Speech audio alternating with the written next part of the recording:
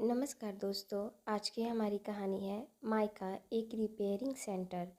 आज अंकिता की शादी थी। माँ ने विदाई के वक्त अच्छे से समझा दिया कि बेटी, ससुराल में भी सब तेरे अपने ही होंगे। वह तेरा अपना ही घर है। हर काम मुस्कुरा कर करना और कभी उन्हें शिकायत का मौका ना देना।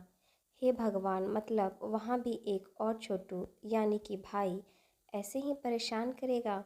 मुंह बिचकाते हुए अंकिता ने मन ही मन सोचा और माँ की बात गांठ बांधकर अंकिता ने विदाई ली। रास्ते भर यही सोचते आई कि अपना नया घर कैसा होगा। कहीं नया छोटा भाई ज़्यादा परेशान तो नहीं करेगा, वरना उसे भी तो मार खानी पड़ेगी। सोचते सोचते उसे हंसी छूट गई। उसकी अचानक गाड़ी रुकी। तभी प्रमोद ने नींद से उसे जगाया। देखा तो नया घर आ गया था। सारी रस्में पूरी की गई और उसे उसके नए कमरे में भेज दिया गया। सारे मेहमान भी धीरे धीरे अपने घर चले गए। रात में सासू माँ कमरे में आई। अंकिता, देखो, अब यह तुम्हारा घर है। यहाँ की सारी जिम्मेदारी तुम्हें निभानी है। कहते हुए बाहर जाने लगी तो अंकिता ने कहा, माँ, क्या मैं अब सो जाऊँ? बहुत थकान लग रही है। सासू ने आंखें चढ़ाते हुए कहा, अभी वक्त ही कितना हुआ है, थोड़ी देर बाद सोना। अभी तो सब जग रहे हैं। और हाँ, मुझे माँ नहीं अम्मा कहकर बुलाओ। प्रमोद भी यही कहकर बुलाता है और पापा को तुम बाबूजी, प्रमोद के भाई को देवर जी कहना। ऐसा कहते हुए सासू माँ बाहर चली गई और अंकिता थोड़ी देर के लिए सहम गई। सोचा, माँ ने तो कहा था कि यहाँ सब पुराने घर जैसा ही होगा, सब अपने लोग ही होंगे, पर यहाँ तो ऐसा कुछ भी नहीं है। धीरे धीरे शादी को 1 साल बीत गए।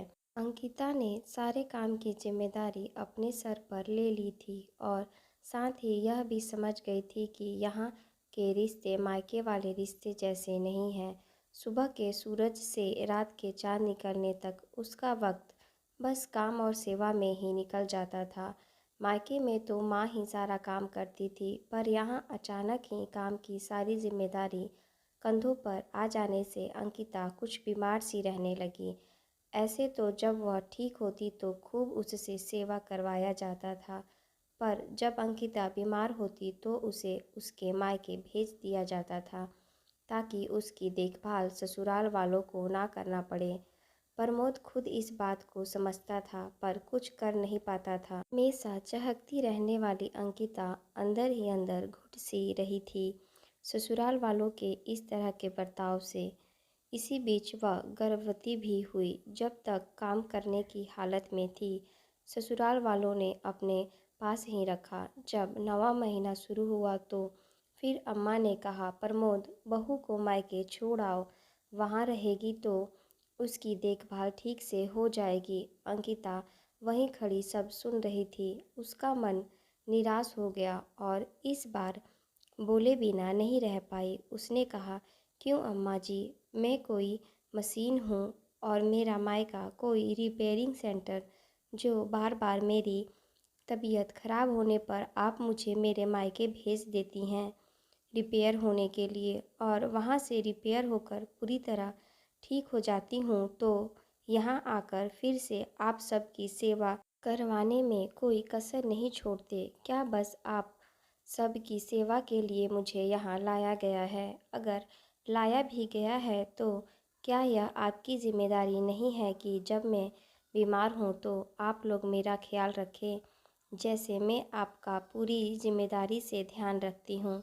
अम्मा जी, यह इस घर का पहला बच्चा है और मैं चाहती हूँ कि यह यहीं आप सब की देख रेख में ही जन्म ले। मुझे माफ़ करें, मेरे शब्द थोड़े कड़वे हैं आज, पर दर्द भी उतना ही गहरा है।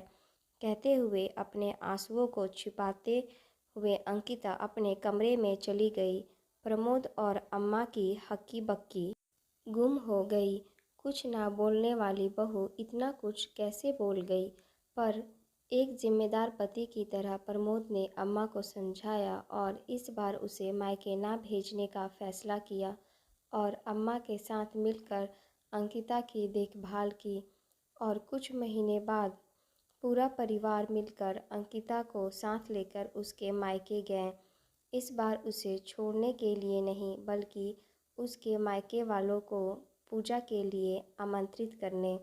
दोस्तों, ऐसा कई बार होता है कि बहू बीमार हो तो उसे ठीक होने के लिए मायके भेज दिया जाता है, पर हमें समझना चाहिए कि बहू की भी उम्मीदें होती हैं कि जिस तरह वह दिन रात करके सबकी सेवा करती है, कम से कम बीमार होने पर ससुराल वाले उसकी थोड़ी बहुत देखभाल जरूर करें। आप सभी का धन्यवाद।